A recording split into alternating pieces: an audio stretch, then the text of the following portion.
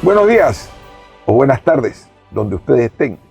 Hoy nosotros en la mitad del río Daule, a una altura que desconozco la longitud y la latitud, pero construyendo a través de la cultura un espacio para la cultura de nuestra cuenca, la cuenca del Guayas, la más importante del Pacífico Oriental.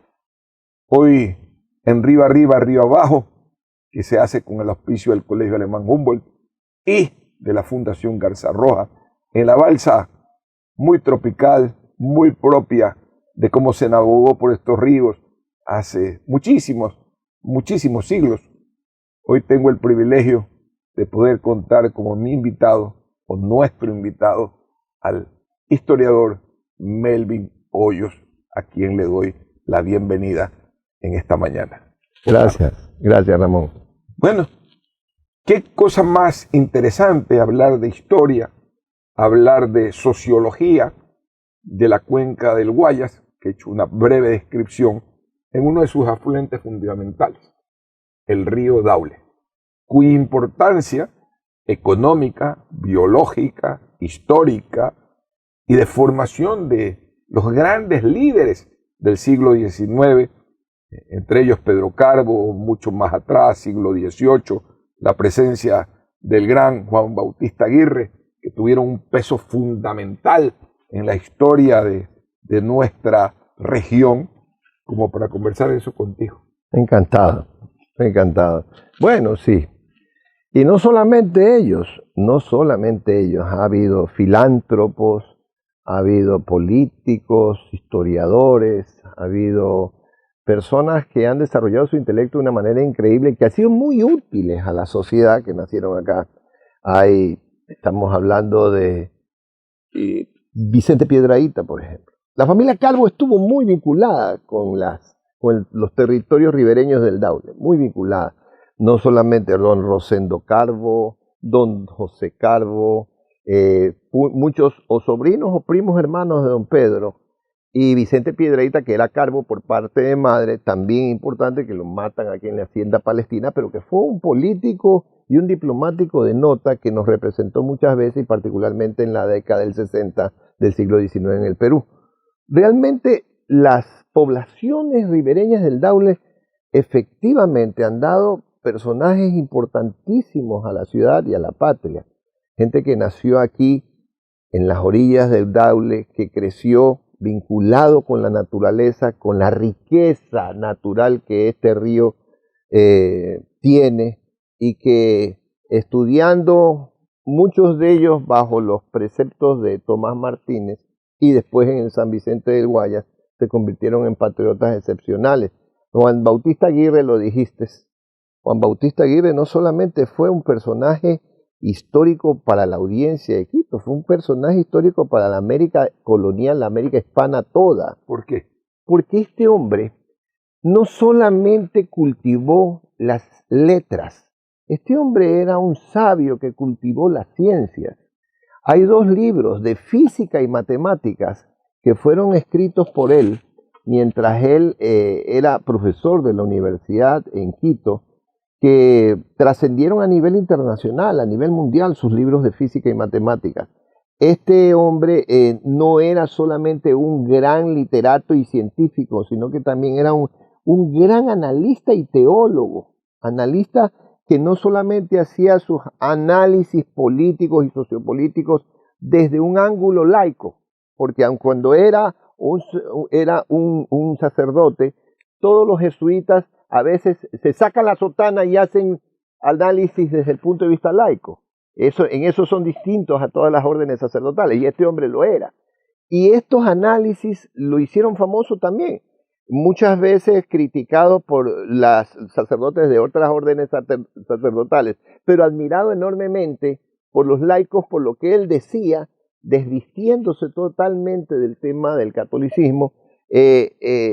Hicieron del nombre de Juan Bautista Aguirre un nombre famoso, por eso, independiente de las otras cosas. Un hombre que escribió un poema, sacerdote, que un poco es el ícono del regionalismo. Un jesuita implicándose o peleando una lucha con el centralismo quiteño, entiendo ese momento, el centralismo colonial, para ser mucho más claro y específico. Perfecto. ¿Cómo ves ese hecho histórico? Bueno, el poema de las décimas de Juan Bautista Aguirre es un poema muy fuerte, pero se lo manda a un cuñado de él como algo que tenía un carácter más bien jocoso.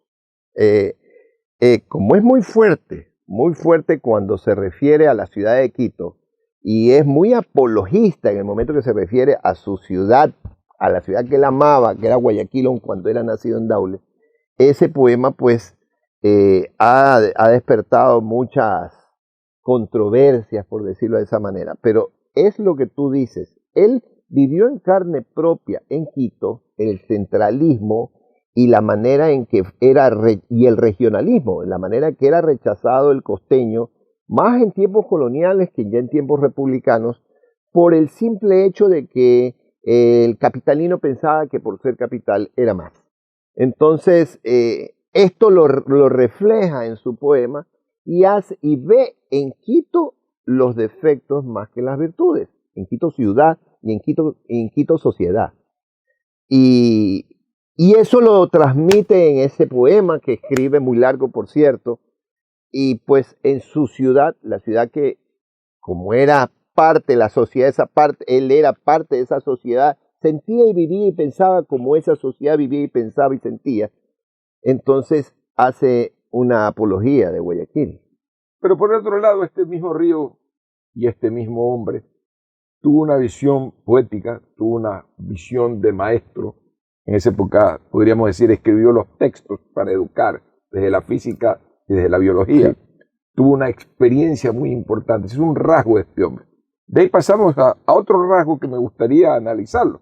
Este río tiene un poder extraordinario en lo simbólico, el río Daule en lo simbólico, cuando hablamos de dos íconos religiosos. La niña Narcisa, que está precisamente aquí al frente, en diagonal, mirando hacia allá, casualmente, cuando pongamos las cámaras las podemos ver hacia allá, y hacia arriba tenemos en esta posición al Cristo Negro. Sí. Estos dos íconos de la historia del río Daule, que son poderosos de la cuenca, que han generado una devoción, el primero de casi 400 años, 400 años, porque llegó en el siglo XVII, si mal no recuerdo, y el segundo, un ícono del siglo XIX, la niña Narcisa. ¿Qué peso le han dado sociológicamente a nuestra región, a la cuenca del Guayas? Bueno, basta con venir a estos sectores en determinadas épocas del año para darte cuenta de la manera en que se mueve la gente desde el punto de vista espiritual y místico, fruto de esa herencia.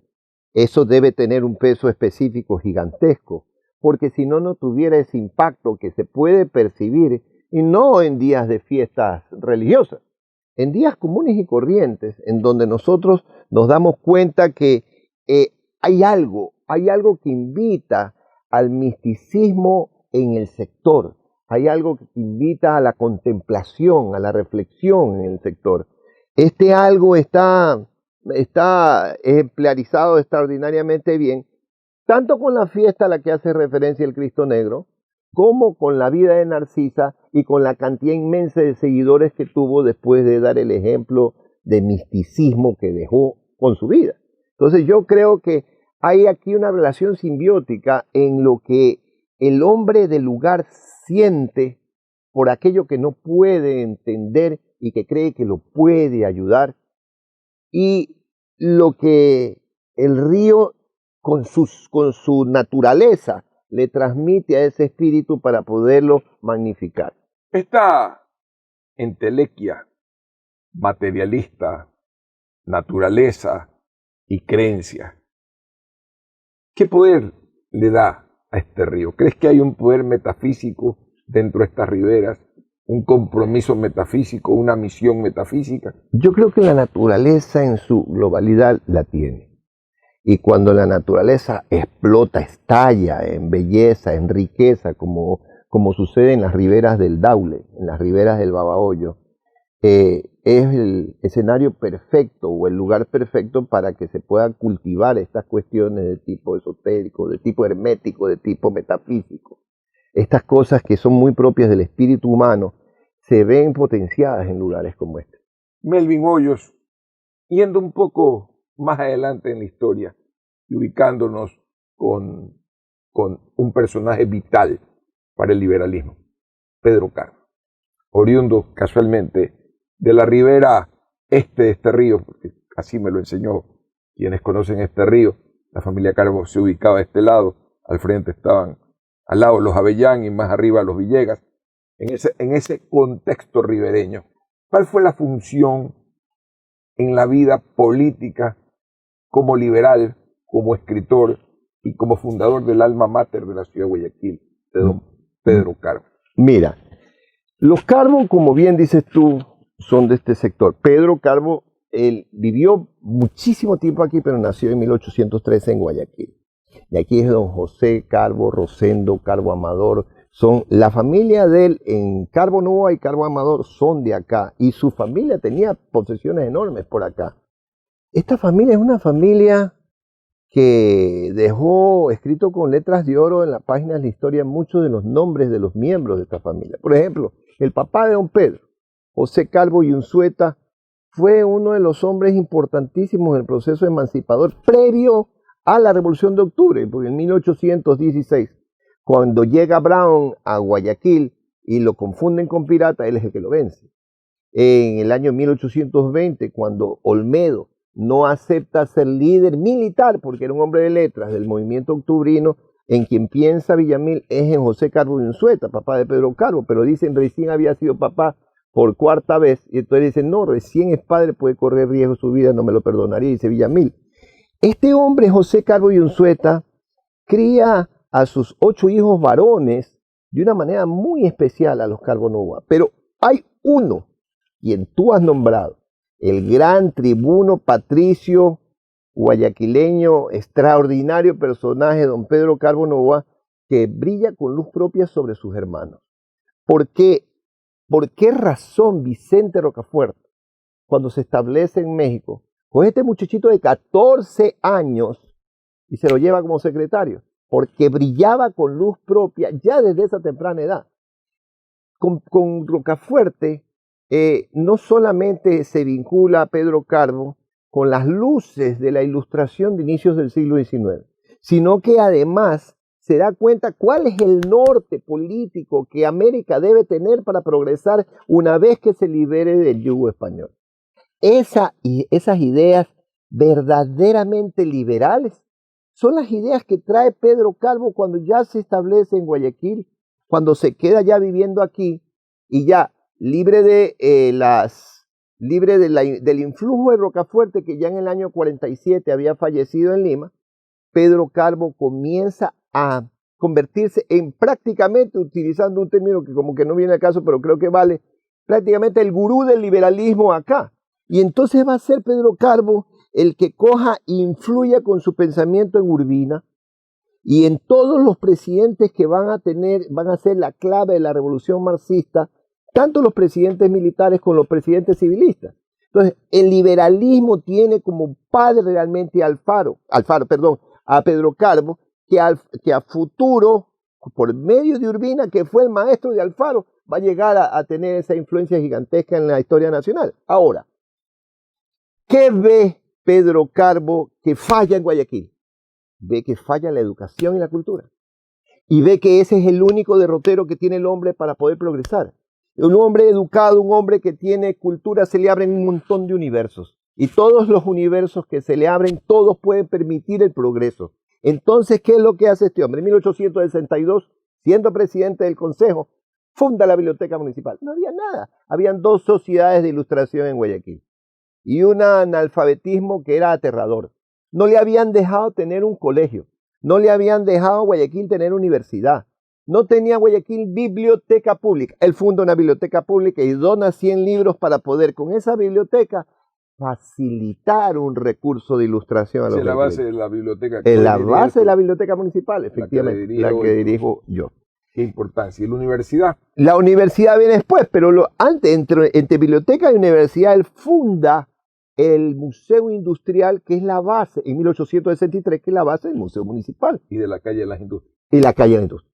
Y Me doy al después, paro hoy día. exactamente. Y después lo que hace en 1868, en los altos del edificio donde funcionaba el Vicente Rocafuerte, el San Vicente del Guaya en ese entonces, funda las juntas universitarias que va a ser la madre de la universidad. Vea usted.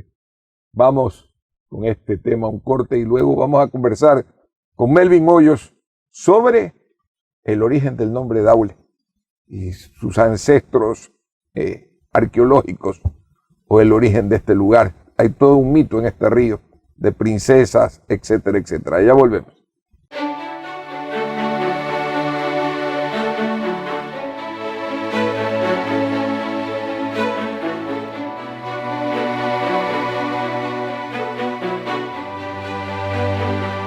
Nuevamente, de vuelta con ustedes en Río Arriba, Río Abajo, la cultura fluye. Un programa con el auspicio de Fundación Garza Roja y el Grupo de Colegios Alemanes de Guayaquil en esta mañana que ustedes nos pueden acompañar en diferentes modos de transmisión. Aquí estamos nuevamente con Melvin Hoyos, historiador, gran conocedor de nuestra cuenca, y con quien estamos conversando mientras se escuchan sonidos de aves, de patos y el vuelo que a lo mejor alcanza a ver de diferentes aves que nos circundan en esta hermosa tarde en la cuenca baja del Guayas. El nombre Daule, del río Daule, ¿de a dónde viene? Dijo el Montuy. ¿Y para dónde va? Bueno, es un nombre mítico. Es un nombre mítico que muchas veces se lo ha interpretado con el nombre de la tribu que habitaba aquí, la tribu de los Daulis. Francamente, tiene vinculación es con la lengua safiqui, que era la lengua que se hablaba aquí, la lengua que hablaba en toda la cuenca del Guayas y desde la zona sur de Esmeralda. No conozco realmente las raíces del nombre, pero en ese entonces los nombres de los lugares geográficos eran adoptados para la gente que vivía en ese sitio geográfico. Por eso es que la tribu que aquí habitaba tenía el nombre de los Daulis.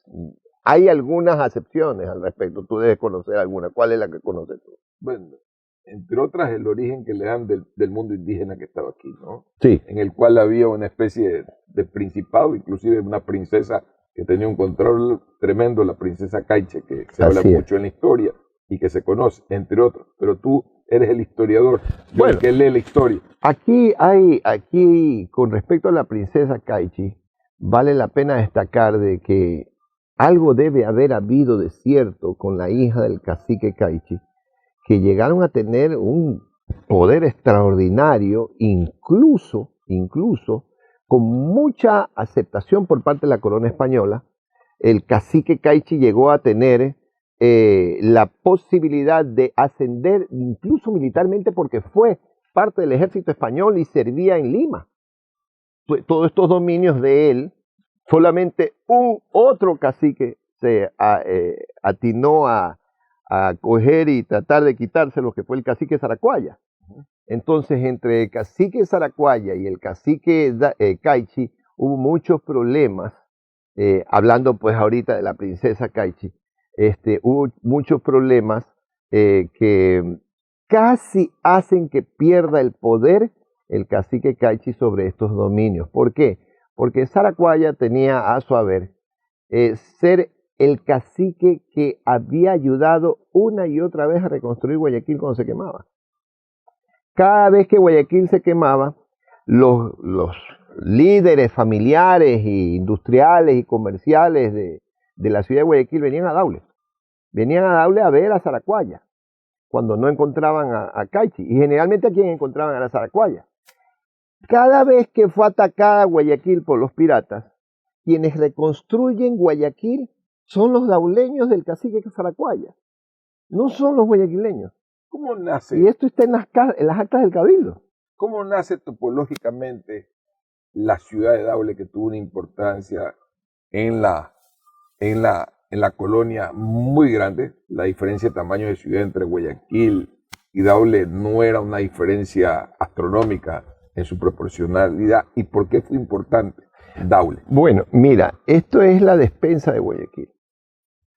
Fue la despensa de Guayaquil. Los guayaquileños que con encomiendas vieron en siglo XVII la cantidad de productos que se daban para consumo humano en esta región, cogieron y establecieron sus encomiendas aquí. Los encomenderos cogían y manejaban cientos de indígenas, cientos de nativos. Y este sitio era un sitio en donde se daban cultivos, no cultivos, se daban producciones naturales, ¿ya? Aquí venían y cogían frutos, cogían toda clase de productos y de animales para el consumo humano y lo llevaban para Guayaquil. Aquí comenzaron a sembrar café, comenzaron a sembrar cacao en tiempos de la colonia, y eso hizo de que un sector se utilizara para construir en ese sitio una población blanca, una población española. Esa población llegó a ser más importante que muchísimas poblaciones de todo el litoral ecuatoriano. Si uno ve en la historia, Daule llega a tener una importancia superlativa muchísimo más allá que otras poblaciones que hoy en día se consideran más importantes que Daule. Pero, por ejemplo, Manabí era mucho más importante Daule que Jipijapa, mucho más importante Daule que Manta, mucho más importante Daule que cualquier población de la provincia de Los Ríos. Daule era clave porque era el depósito, era la despensa de Guayaquil. Y los encomenderos de tiempos de la colonia fueron ellos los encargados de convertirla en eso. Ahí es quien comienza a generarse esta población, este centro de desarrollo urbano rural. Has tocado un tema muy importante fuera de micrófono, el origen de la fundación de Daule, que pocos lo conocemos, y la importancia que tuvo en su momento y en su rato. Esta ciudad que hoy día está a 40 kilómetros de Guayaquil y 22, 23 millas náuticas desde la boca donde inicia nuestro río. Sí. Bueno, cuéntanos cómo fue el tema fundacional. Esto es recientemente descubierto. Lo descubre doña Dora León de Adam Sasdi hace no más de 10 años, cuando buscando en el Archivo de Indias de Sevilla todos los documentos que permitían definir todo ese trasiego que experimentó la ciudad de Santiago para finalmente establecerse en el Cerro Santana y nacer como Santiago de Guayaquil en 1547, Orellana, llamado por su primo Francisco Pizarro para que reasiente la ciudad de Santiago, que había dejado de existir en el sector de Yagual, actual El Morro, cuando Saera sale de ahí para ayudar a Pizarro. Orellana le manda una comunicación a su primo, Pizarro le manda una comunicación a su primo Francisco Orellana Portoviejo para que reasiente la ciudad en un lugar en donde existiese un río que permitiese el habituallamiento fácil a poblaciones que existieran en sus riberas. Orellana baja de Portoviejo y encuentra en un sitio en donde había una gran cantidad de nativos viviendo, de una tribu llamada Daulis. En ese sitio funda la ciudad de Santiago. Esta ciudad de Santiago, que en vista de que el nombre del lugar y el nombre de la población que había allí era Dauli, lo llamó Santiago de Dauli. Es muy probable, pero muy probable, que el Santiago de Dauli, que en el año de 1537 nace aquí, esté o haya estado en donde hoy está la población de Dauli, y esa realmente sea el momento del nacimiento de la población de Dauli. Es muy probable. No hay una precisión geográfica, pero es muy probable que eso haya sido así. ¿En qué momento desaparece? Al año que viene. Porque tiene problemas ahora Francisco Pizarro con Diego de Almagro, le pide con una carta nuevamente a su primo Orellana que vaya hacia Cusco para que lo ayude en este problema que va a generar una famosa batalla, la batalla de las Salinas. No deja despoblado el asentamiento Orellana, lo deja con españoles, pero viaja hacia Cusco para, luego de ganar la batalla de las Salinas, coger y por disposición del mismo Pizarro, ir hacia otro lugar a establecer la ciudad de Santiago, pero ahora sí que tuviese esta red de ríos o ese río vinculados al mar. Y ahí nace Santiago de la Culata, que es la Santiago de Guayaquil que nosotros conocemos. Vea usted cómo evolucionó el nombre de Santiago y cómo se transformó ese santo tan gallego en el santo de nuestras regiones. Así es. Mucho gallego en las invasiones, porque Santiago le pertenece fundamentalmente a los gallegos, ¿no? Deben haber habido equivocado, muchos. No, para nada, deben haber habido muchos. Quedo muy agradecido y seguiremos conversando con Melvin Hoyos en un próximo programa precisamente sobre la temática tan interesante de esta cuenca. Ya subiremos con la balsa de a poco, río arriba, para ir visitando poblaciones como el Empalme, Balsar, Colimes, etcétera, etcétera, la misma ciudad de Daule. Hoy estamos transmitiendo desde la ribera móvil, porque cambiamos en el enfoque, ya llevamos dando 3 vueltas, 3 giros, pasamos de la ribera occidental a la boca norte y a la boca sur y a la ribera oriental, pero vean, muy agradecidos por vuestra sintonía, reciban ese saludo siempre atento, ¿sí? Atentísimo del Colegio Alemán Humboldt como auspiciante de la Fundación Garza Roja y sobre todo recordándoles que este programa tiene un deseo de sembrar esa identidad regional montuvia, que tiene una identidad de peso que en un próximo programa trataremos, entre otros grandes historiadores, con Melvin Hoyos, la identidad montuvia. ¿Por qué somos tan diferentes? ¿Por qué los caciques de nuestras regiones, los indígenas de esa época, no fueron conflictivos como otras regiones, sobre todo en la sierra? Los costeños tuvieron una cultura y un comportamiento que no enfrentó en guerras con los españoles, sino que fundamentalmente transaron y tuvieron cierta jerarquía dentro de la estructura de distribución del poder del imperio español en América Latina. Ya estaremos nuevamente con ustedes. Reciban ese siempre saludo afectuoso desde el río Daule.